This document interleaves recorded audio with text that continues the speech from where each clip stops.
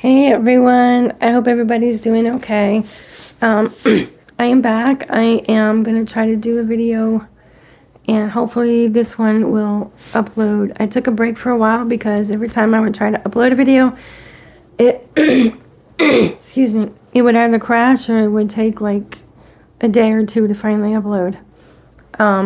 So what I wanted to talk about today was waiting on God. And some of us have been waiting on God for a very long time. Some of us, we just started.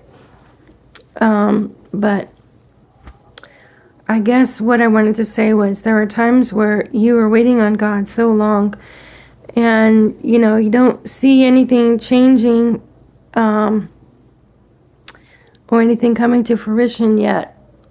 And so the temptation to either complain or because that's what happens when we get really weary, we start complaining. Well, the temptation to do that gets really strong.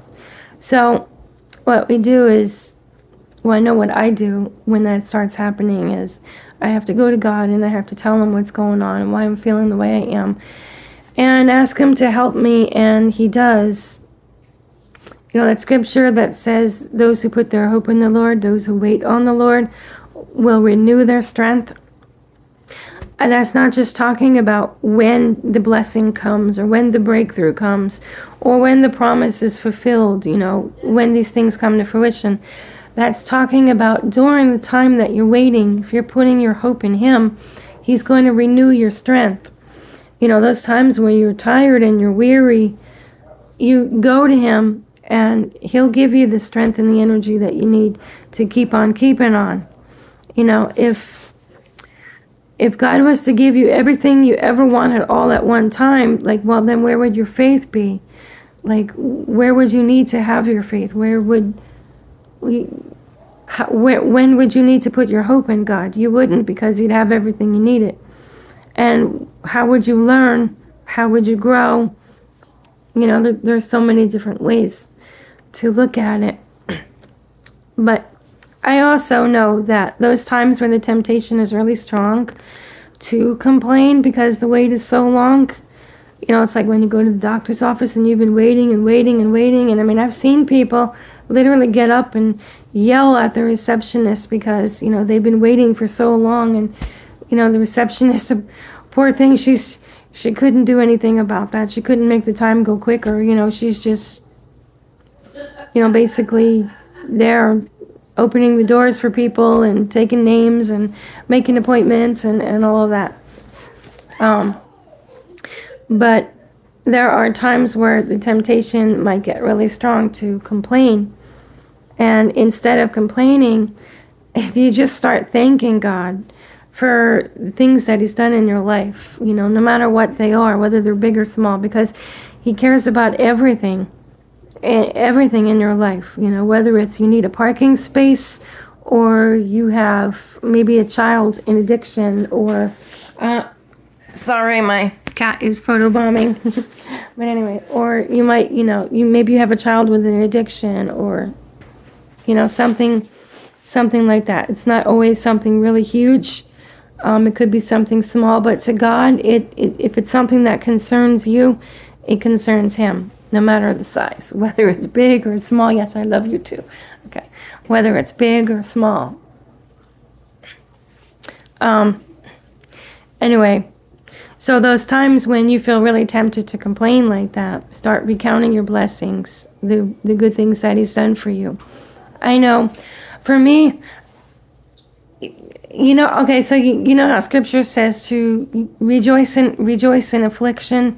Well, I can't say that I have rejoiced in affliction because, who wants to be afflicted? It's just not, it kind of goes against our human nature.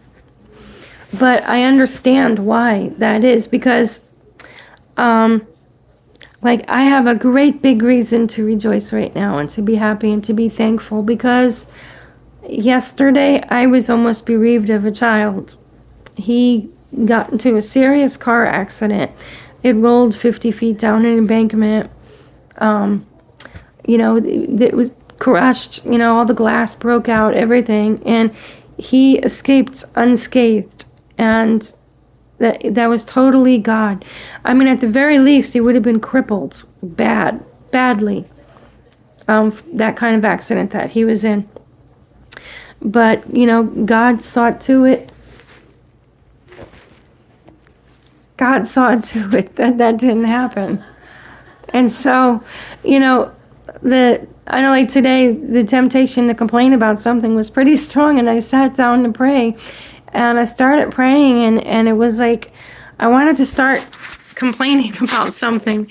And instead of doing that, I just had to stop and thank him for my son's life. And in doing that, it brought tears of gratitude to my eyes, and then I forgot what I was wanting to complain about. But it's what I'm saying. If you start thanking him for these things, and there's so many, many, many, many things that he's done for us, and we just recount all of those blessings, then we're not going to have room to complain. We're not going to want to complain, because we're going to be so filled with gratitude. And the best part about it is it makes the time go by quicker too. So, you're waiting and waiting and waiting, but if you're thanking God and worshiping him, it's going to make the time go by quicker. So it's kind of more fun to, I think, worship God and be in his presence while you're waiting, rather than complaining and crying and being upset. So, yeah. Besides, if you were to get everything all at one time, then I don't think gratitude would grow in your heart. In fact, I think that's the way to get spoiled. But anyway, I just wanted to encourage everyone with that today, and tell you all to be blessed. And I will see you again really soon. Thanks. Bye.